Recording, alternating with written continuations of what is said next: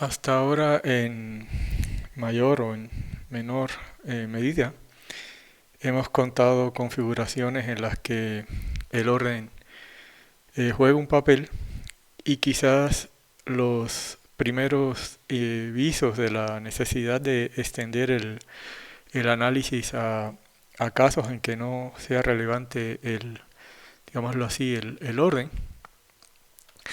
haya sido precisamente en el ejemplo que discutimos sobre las permutaciones de las letras en la palabra papaya. Y ese tipo de ideas que usamos en ese ejemplo, ¿no? Es la que vamos ahora a desarrollar a la hora, digámoslo así, de considerar muestras, ¿no? En las que se tenga que el orden ya no sea relevante. Y para, eh, para iniciar la discusión, entonces tomemos un conjunto como, como siempre hasta ahorita, ¿no? Un conjunto S con S minúsculas objetos que sean, eso sí, distintos, ¿no?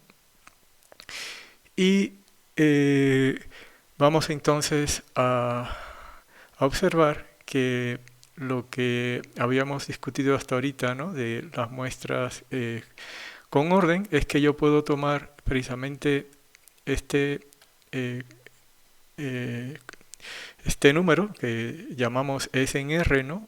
De muestras distintas en el que el orden es relevante si yo ejecuto un muestreo o tomo una muestra sin reemplazo en la población, ¿no? Eso es exactamente lo que discutimos hace unas presentaciones atrás, ¿no? Yo sé que si tomo una muestra, ¿no? de tamaño R, ¿no?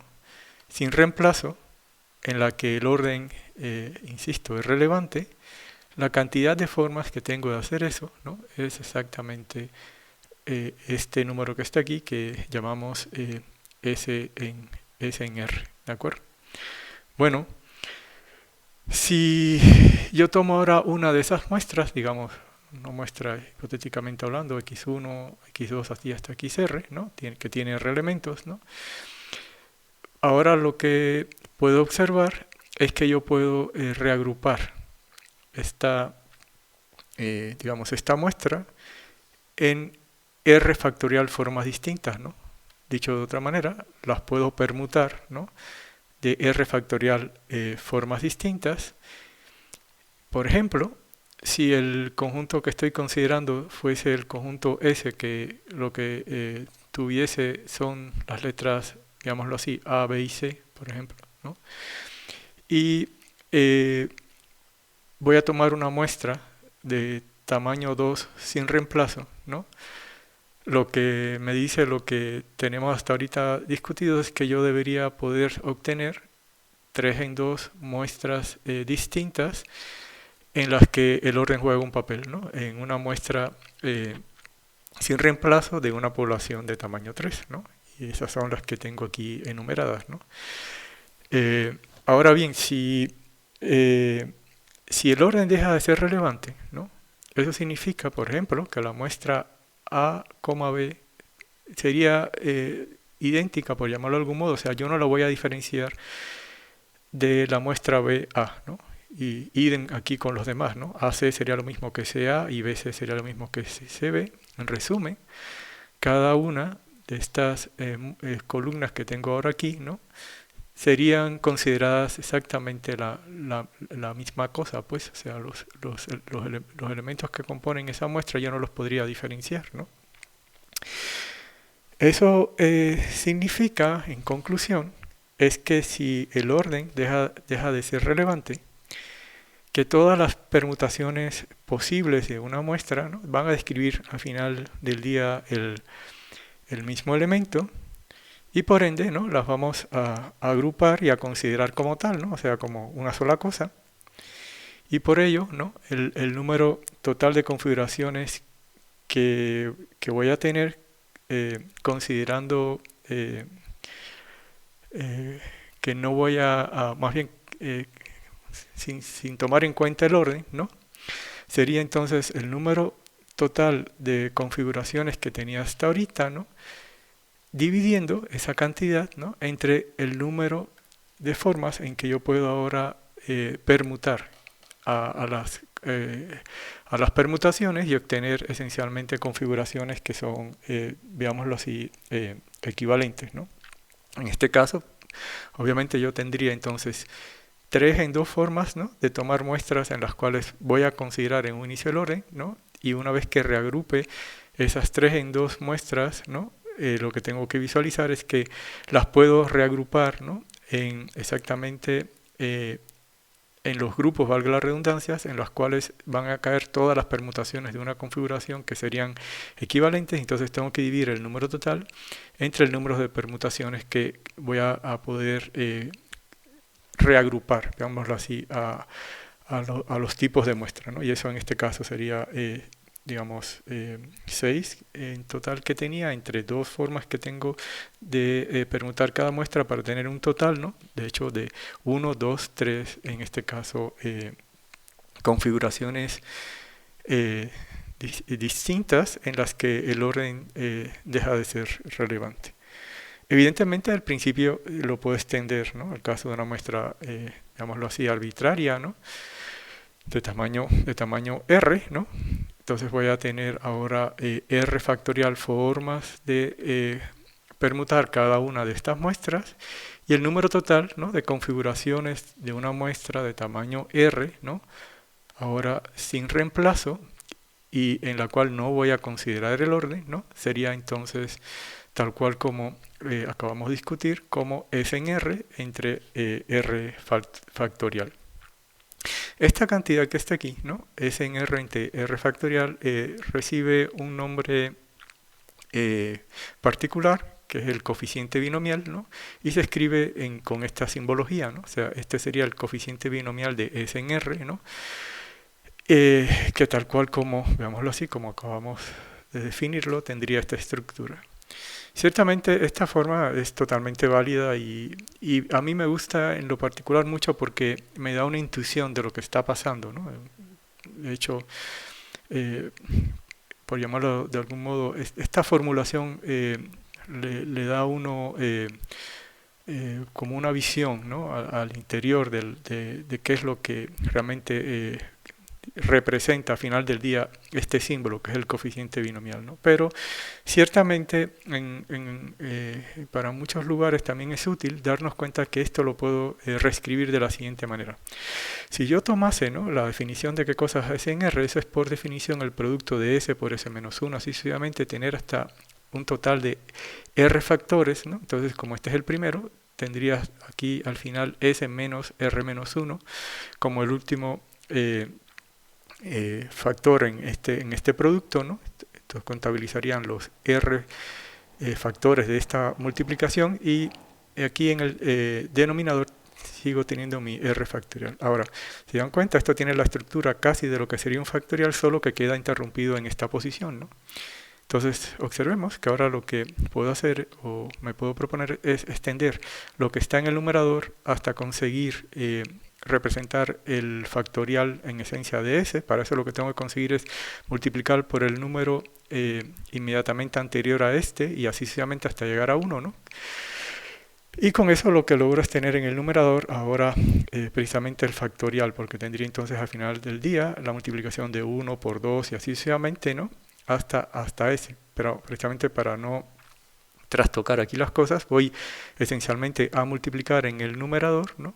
Y en el denominador, obviamente por la misma cantidad, de tal manera que esto aquí, en esencia, técnicamente hablando, lo único que hice fue multiplicar por 1, eso no cambia absolutamente nada, solo que eso me permite ahora en el numerador, insisto, observen que esta cantidad que está aquí es la inmediata anterior que esta, ¿no? Porque esto sería S menos R más 1, si yo le resto 1, precisamente me queda S menos R, entonces lo que tengo es precisamente la multiplicación, veanlo así, ¿no?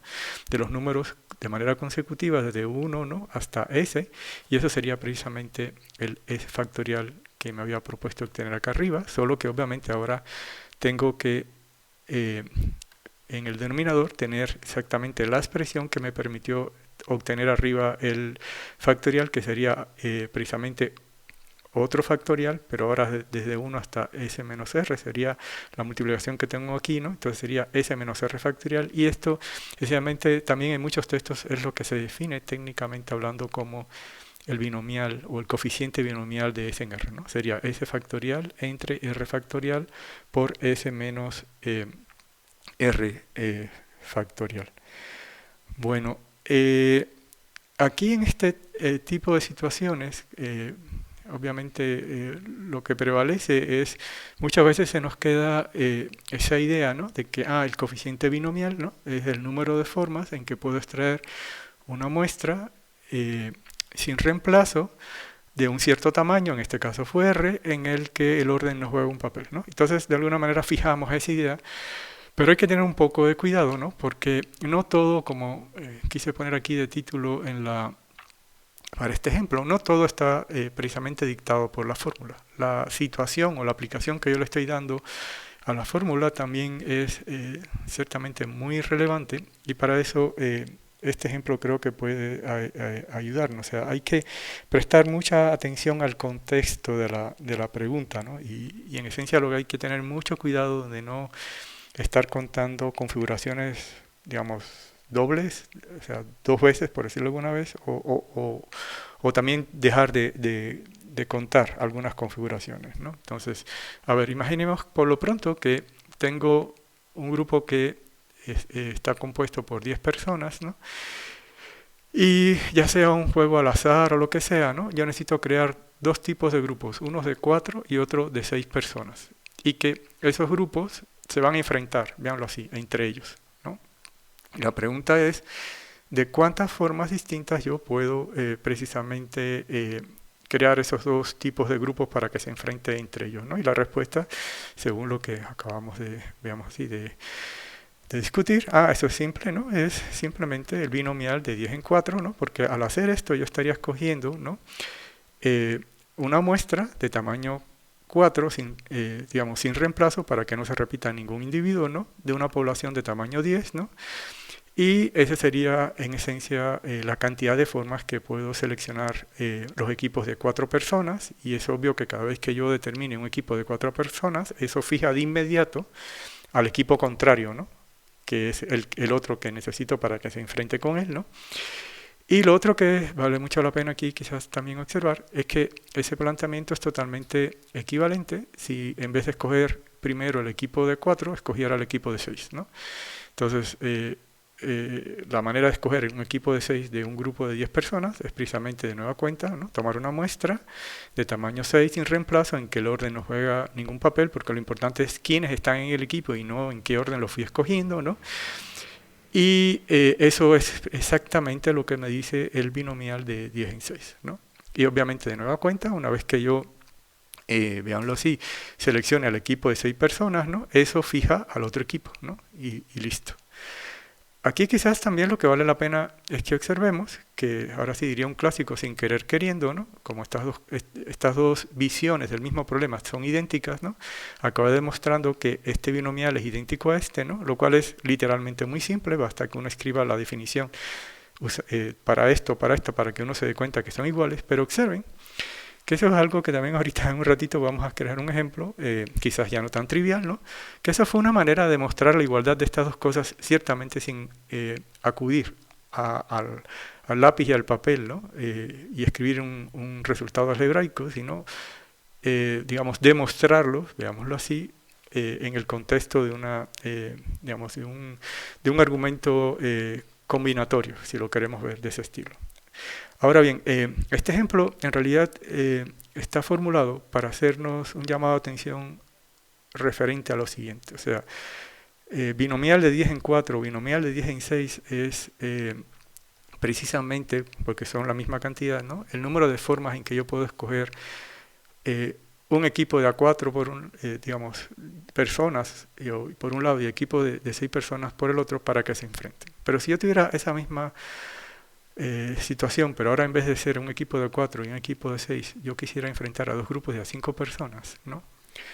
Observe que ahora ya la situación no es la misma. Yo no tendría binomial de 10 en 5, sino yo tuviera la mitad de esa cantidad, formas de escoger a los 2 equipos. Porque observe que lo que sucede es que una vez que yo seleccione en esta situación al primer grupo, ¿no? Se define inmediatamente al equipo contrario, ¿no? Igual que antes, eso no ha cambiado. Pero la diferencia ahora es que cuando yo escoja a ese llamado equipo contrario, ahora como primera elección, el equipo que queda del otro lado es exactamente el mismo que yo tenía antes, ¿no? Y en ese sentido, ¿no? Estaríamos precisamente contando dobles, digamos, configuraciones que son las mismas, ¿no? Es por eso que esta cantidad la tengo que dividir por un medio para poder calcular el número de formas en que yo puedo seleccionar un grupo de 10 personas, dos equipos de 5 personas que se van a enfrentar entre sí. Por eso yo les decía en un inicio, o sea, el asunto no es solo la fórmula, sino que mucho de lo que va a pasar, ¿no? Es la situación me dicta a mí precisamente en qué sentido tengo que usarla y tener el cuidado precisamente de no contabilizar doble configuraciones que son realmente idénticas, insisto, en la situación que yo estoy trabajando. Por ejemplo, no es difícil darse cuenta que el sentido cambia totalmente, ¿no? Si yo ahora, en lugar de enfrentar a los dos equipos, ¿no? Lo que voy a hacer es, al primer equipo le voy a dar un tipo de tarea, digamos, A, y al segundo equipo le voy a dar un tipo de tarea, digamos, B. O sea, ahora cada equipo, el que yo escoja, van a tener, veámoslo así, tareas distintas que enfrentar. Ahora sí, en ese caso, yo sí tendría que el número de formas en que puedo, o de configuraciones en las cuales yo puedo asignarles un equipo de 5 a la tarea A y un equipo de 5 a la tarea B, ¿no? En ese caso sí van a ser binomial de 10 en 5 personas. ¿De acuerdo? Entonces, tengan cuidado, no todo es la simple idea de escoger equipos en las que el orden no juega un papel. También yo tengo que esencialmente considerar la situación en la cual yo estoy aplicando, ¿no? El razonamiento y decidir si eso contabiliza todas las configuraciones que yo necesito o si estoy ciertamente contabilizando de más en esa situación. ¿De acuerdo? Ahora bien, de hecho ya acabamos de tener un pequeño, ¿cómo decirlo?, muestra de por qué este tipo de ideas o de entidades combinatorias me permiten demostrar entidades algebraicas, ¿no? En el ejemplo este que acabamos de señalizar, de que binomial de 10 en 4 era lo mismo que binomial de 10 en 6, ¿no?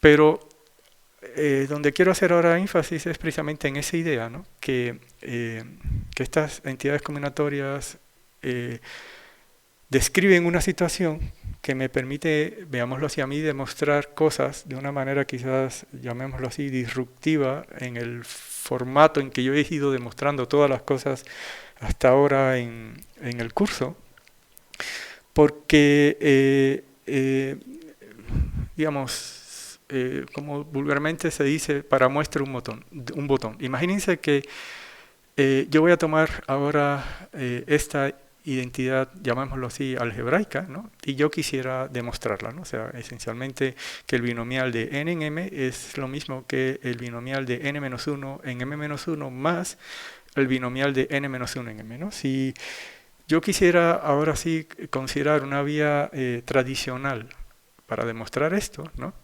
Tendría entonces que agarrarme con la definición de los binomiales y estar reagrupando y los términos, y después de un pequeño rato quizás voy a obtener finalmente la identidad que quiero demostrar. Pero ¿qué tal si hago lo siguiente? A ver, imagínense que ahora yo voy a fijar un elemento arbitrario, ¿no? Dentro de un grupo o de un conjunto que tiene n elementos, digámoslo así, ¿no? O sea, voy a fijar uno y, no sé, si gustan, píntenlo de un color que lo distinga de los demás, ¿no?